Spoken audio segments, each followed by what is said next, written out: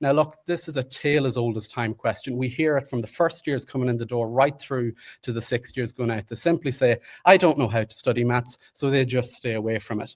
This is the simple formula, and it's very straightforward. Doing questions is studying maths.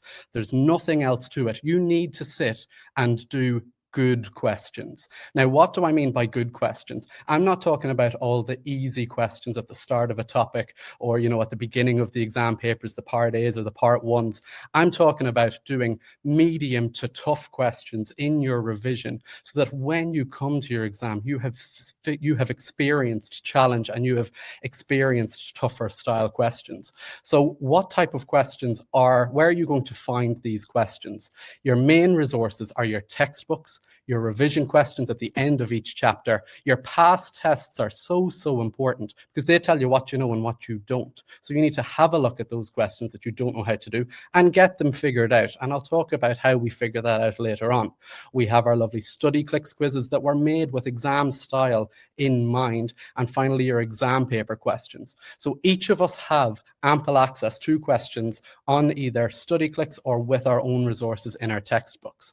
So this studying maths, this doing questions, what do I want you doing from here on in? You just have to get started. You're not going to walk down the road on Wednesday, tomorrow afternoon, after school at 3:30 and say, do you know what? This is the moment now that I'm going to study maths. Those moments don't happen. You just need to I'm going to be blunt and honest and say you just have to sit down and get started. So what does this getting started look like? First things first, make a list of all the topics you've covered. So if you're in 5th year or 6th year, that list will be different.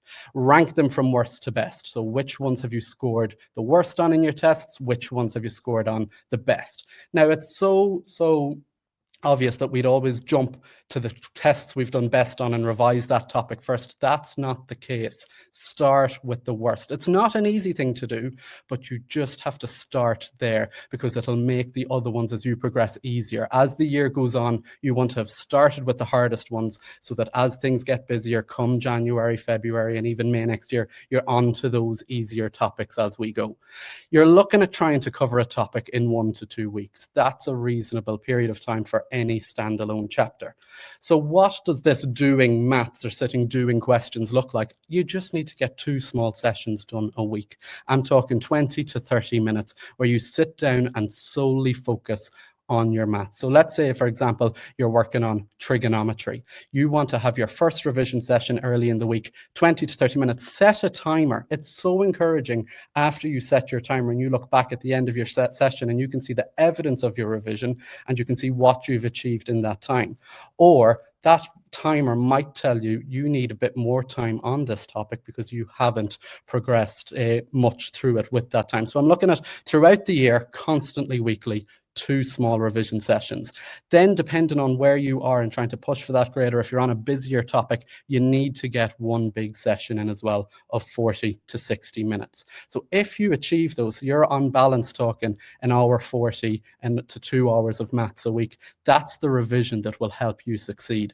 And I'm going to be blunt again, and I'm not going to be blunt too much throughout the rest of this. You just have to start. There is no magic moment that's going to kick into your life to say, yes, here it is.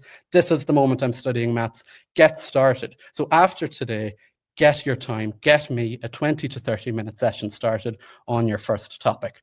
I've mentioned already where you're getting questions from, and I think we can get into resource overload at time. There's so much out there.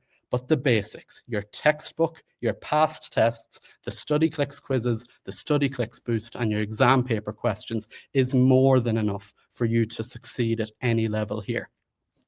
I suppose one thing I'd always hear after hearing the phrase, I don't know how to study maths, is I don't know what the question is asking me to do. And that's a very fair thing for someone who hasn't practiced, okay? So what I want you doing is when you're working systematically through your vision, say you work on algebra cubics and you do all the exam paper questions related to that, you're going to see the style of wording and the style of questioning that comes up for that topic. And it's in practicing those questions, it's in doing the questions that you get used to the wording. You're not going to know it off the bat straight away. And sometimes if you're thrown that you don't even know where to start with the very first question, that's what we'll talk about next in step number 2. But first and foremost, step one, you need to leave here today knowing that studying maths is doing questions. It's not reading notes. It's not listening to podcasts for maths. It's sitting doing questions. There's times you'll reference your notes. There's times you'll pop on to Studyclix Boost and watch a video, but ultimately you have to sit down and hammer through questions.